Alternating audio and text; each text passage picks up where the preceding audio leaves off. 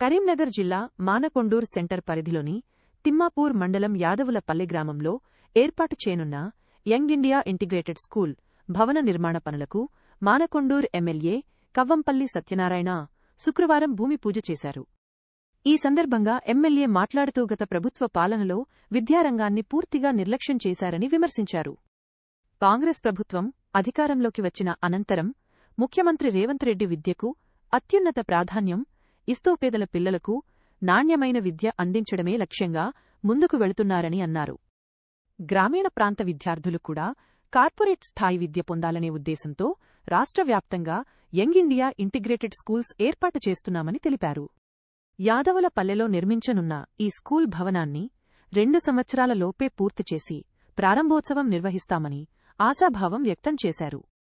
అనంతరం తిమ్మాపూర్ మండలంలోని రైతులకు ప్రభుత్వం అందిస్తున్న సబ్సిడీ వ్యవసాయ పనిముట్లను ఎమ్మెల్యే పంపిణీ చేశారు. రైతుల సంక్షేమమే కాంగ్రెస్ ప్రభుత్వ లక్ష్యమని వ్యవసాయ రంగాన్ని బలోపేతం చేసేందుకు అనేక పథకాలు అమలు చేస్తున్నామని పేర్కొన్నారు. కార్యక్రమం అనంతరం తిమ్మాపూర్ మండలంలో ఇటీవల నూతనంగా ఎన్నికైన సర్పంచులను ఎమ్మెల్యే కవ్వంపల్లి సత్యనారాయణ శాలువాలతో సన్మానించారు. గ్రామాల అభివృద్ధిలో ప్రజాప్రతినిధులు సమన్వయంతో పనిచేయాలని ఆయన సూచించారు. ఈ కార్యక్రమంలో స్థానిక ప్రజాప్రతినిధులు, కాంగ్రెస్ నాయకులు, అధికారులు, గ్రామస్తులు పెద్ద సంఖ్యలో పాల్గొన్నారు.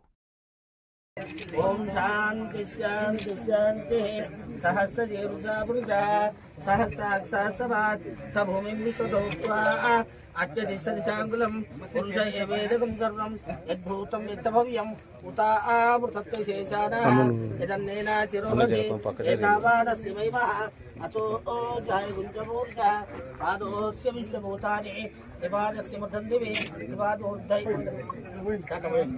త్రిపాదోర్ధయుదయపూర్ష ఆదోస్య భవార్గుణః తతో విశ్వస్య గ్రామాత్ శాసనాంతే తస్మాత్ విరాడజాయతః విరాజోదిమృతజ చాతో అచ్చరిచ్చథ పశ్చాద్భూమదోగ్రహ యత్పురుషేణ వంశా దేవాయ కిమతన్వథ వసంతో ససీతార్జం గ్రీష్మైత్వశతశబ్దకృతః దేవాయజ్ఞన్వానః అబద్ధం పురుషం వశం తం యజ్ఞం పురుషపరోక్షం పురుషం జాతవక్రః తేన దేవాంతసాధ్యార్జే. డాక్టర్లు, ఇంజనీర్లు కాకుండా ఐపీఎస్లు, ఐఏఎస్లు కూడా తయారైనారు. కాబట్టి ఈరోజు మరి అటువంటి ఒక మంచి స్కూల్ పెట్టాలి. ఇంటర్నేషనల్ స్టాండర్డ్స్ తో on par with international schools ఏ విధంగా ఉన్నాయో దానికి ధీటుగా నా పేదింటి బిడ్డ చదువుకోవాలి, నా పేదింటి బిడ్డకు నేను అటువంటి ఎడ్యుకేషన్ ఇవ్వాలని కలలు కన్నటువంటి వ్యక్తి మన గౌరవ ముఖ్యమంత్రి రేవంత్ రెడ్డి గారు. ఆయన ఆలోచన అంతా కూడా పేద ప్రజలకు ఏం చేయాలి, పేద విద్యార్థులకు ఏం చేయాలి, మరి పేదలకు ఏమి ఈ మధ్యకాలంలో చూస్తా ఉంటే వైద్యము, విద్య రెండింటి మీద ఆయన దృష్టి పెట్టినాడు.